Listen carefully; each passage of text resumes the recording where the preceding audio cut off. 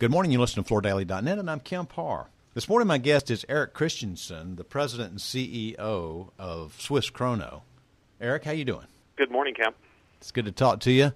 You are a lifer. Let's talk about your background first. You've just had this role at Swiss Krono for about 2 months, but let's get into your background. It goes way back. Your father actually worked at Armstrong. You grew up with him there, and you worked at Armstrong early on, but you've also got history at Edge, Shaw, back at Armstrong, and Hans Grohe Group as well, right? Yep, I started my career out of college at Armstrong and worked for another building products company for a couple years in the storage organization business, and then for Shaw for a couple years, and then did that venture capital startup, Edge Flooring, for 5 years, and then back at Armstrong for 6 years. Then took on more of an international role with Hans Grohe, which is a decorative plumbing and shower fixture company based out of the south of Germany, and did that for almost 4 years before coming here. All right, so 2 months here to take the role of president and CEO. You know, we do statistical information, and obviously these are our estimates, but in our May issue, we talked about the laminate business, and we had Swiss Krono in third position. Obviously, Mohawk first, Krono Span second, and Swiss Krono in third place. So one of the top five for sure.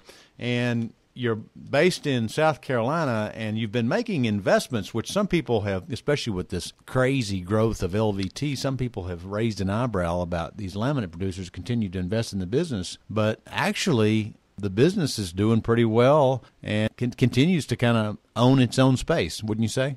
Yes, it's a core competency of ours globally, too. I mean, so, around the world, our company is $1.8 billion. We're based in Switzerland, about 4,500 employees. And about half of our business is flooring products, laminate products, and the other half is wood products. And so, when you think about what we're doing here, this CapEx project we've got, this HDF startup, will feed us our boards for our plants, as well as put us into the wood products business here in the U.S.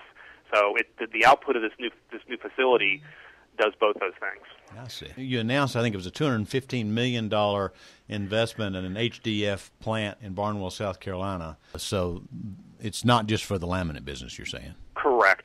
And it's closer to $250 million now. Okay. If you go back and look over the last 5 years, Swiss Krono has been investing in Barnwell, South Carolina for a long time, right?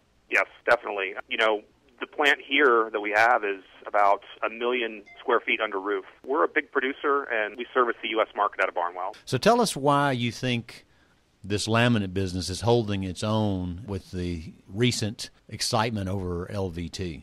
I mean, I think it's a tried and true category. There's going to be ebbs and flows with every category. You can talk about those from hardwood to carpet to, LVT. I think LVT is the newest thing to market, if you will. There's certainly some properties of the product from a design standpoint and a performance standpoint that give it its place in the market. But I think those two things also still hold true with laminate. And what we're producing is more of the, higher-end design-oriented laminate. So wider boards, longer planks, in on-trend colors and products that if you were to buy those in natural wood would be out of the price range for most consumers. And laminate's come a long way. The resolution of the product is just really striking. So I think it has its home and it's doing well. I've asked the same question for a lot of the retail sales associates out there, and they say, obviously, the hardest flooring out there is porcelain tile, but second to that is probably laminate. Sure. Yeah, it's a great performance story. Those attributes have been with the product for a long time, and if you have a high-traffic area, it's the perfect product. And, if you want to put down porcelain product or ceramic product, that's a whole different proposition, from an installation standpoint, from an installation cost standpoint, from an inability to change in the case of porcelain. There's a lot of benefits to it, and performance is one of them. And the industry has kind of answered some of this concern around moisture, too, by coming out with products that are moisture resistant, right? Sure. Yeah, that's been there's been a lot of focus and attention put on that in the industry. We're producing products that meet a lot of the specifications for, moisture-resistant performance. Commercial wet space is not the place for wood or laminate. Yeah. That's a great place for tile, but in residential applications, the performance of the product fits the bill. Well, what can you tell us about your future plans as far as, this wood store you were telling us about? Yeah, so a major focus for me and the team here is to get this plant out of the ground. So we're erecting fixtures now. We've poured a lot of the concrete, although I'm looking out the window now and they're, pouring more, and that'll continue over time. We're heavy in this project, and so that's a key focus of ours, is to get this wood plant out of the ground.